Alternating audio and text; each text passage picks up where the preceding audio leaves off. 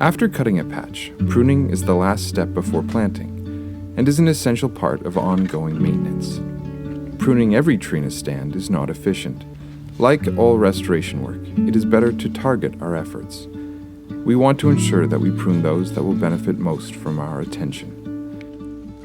These include the largest specimens that will become legacy trees, those with the greatest economic potential, ideally single-stemmed with a strong central leader and a full crown,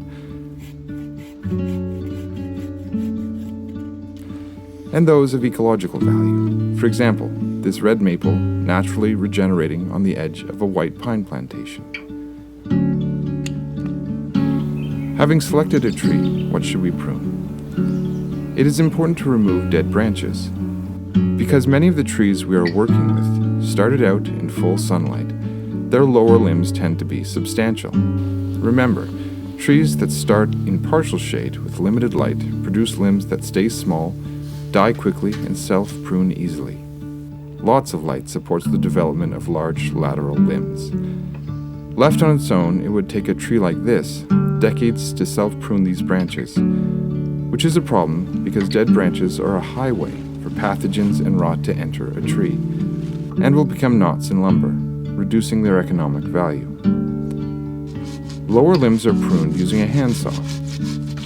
Loppers are not acceptable for this work, as they leave stubs and can damage branch collars.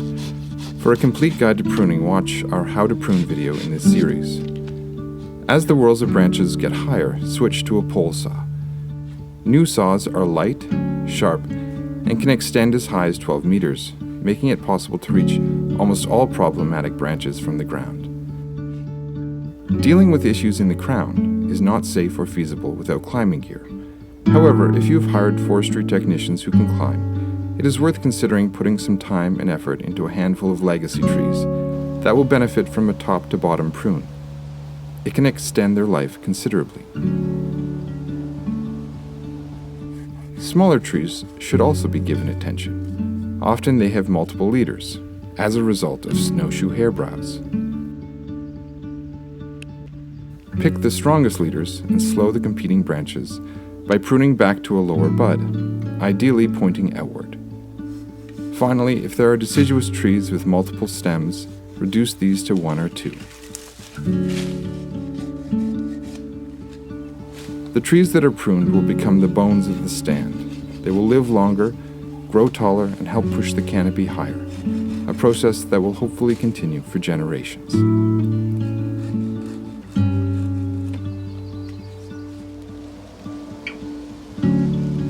Each year, it is a good idea to return to a patch and check to see how both the plants that were added and those that were pruned are doing. Here we planted hemlock, ironwood, red spruce, witch hazel, Christmas fern, and a variety of wildflowers, including this herb Robert. While checking the site, it is a good time to remove tree rats.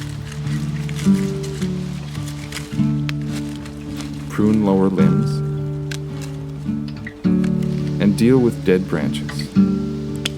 It is also a good time to identify any problems, such as the numerous young aspen growing from the roots of a nearby parent tree. In this patch, some of the seedlings were caged to protect against snowshoe hairbrows. Eventually, they will need to be removed once the trees have grown tall enough, but for now, they are providing a useful protection. Since the patch was made, suckers have grown from the stumps of a red maple. Reducing these to a single stem will result in a young tree with a well-established root system. Leaving more than one sucker can also be a good idea, especially if you plan on harvesting fuel wood, and there are other single-stemmed trees nearby.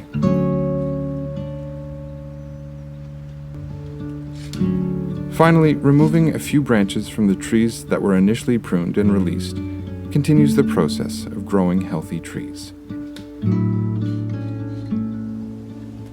As in all restoration forestry work, refining your pruning is a matter of practice and experience.